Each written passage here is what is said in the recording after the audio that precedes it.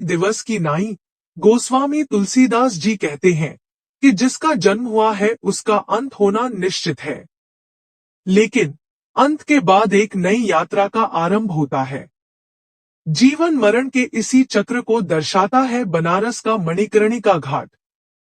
कहते हैं यहाँ जिसका दाह संस्कार किया जाता है वह जीवन मरण के चक्र से मुक्ति पा जाता है।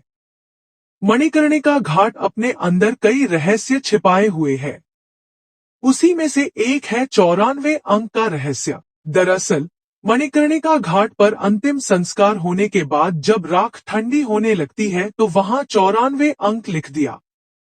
ऐसी मान्यता है कि व्यक्ति के कुल 100 गुण होते हैं, लेकिन उसकी मृत्यु के बाद उसकी अगली यात्रा पर सिर्फ 6 गुण ही उसके साथ जाते हैं।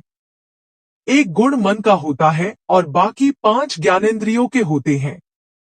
बता दें कि 94 प्रकार के अच्छे और बुरे यह मनुष्य के हाथ में होते हैं और बाकी 6 प्रकार के गुण ब्रह्मा जी के हाथ में होते हैं। इसलिए अंतिम संस्कार के दौरान 94 लिखा जाता है कि ताकि वह मनुष्य भूत प्रेत की योनि में न जाए।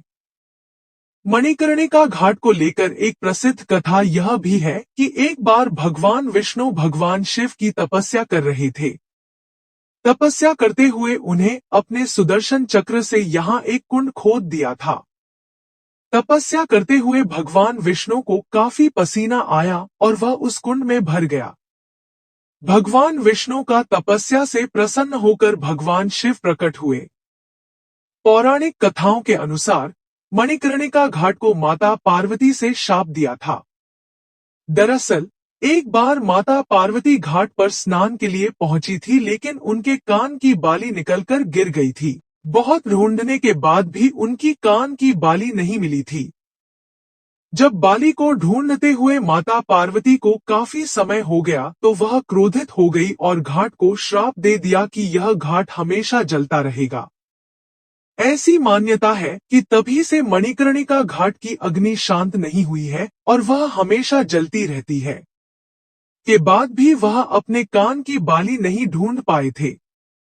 ऐसा कहा जाता है कि आज भी जिस भी व्यक्ति का अंतिम संस्कार उस घाट पर किया जाता है उसके कान में एक बार पूछा जाता है कि क्या उसने भगवान शिव की बाली देखी है। उनके श्राप का प्रभाव आज भी देखा जाता है। मणिकर्णिका घाट आज भी हमेशा चिताओं से दहकता रहता है। आज भी यह श्राप सत्य होने का एक उदाहरण है।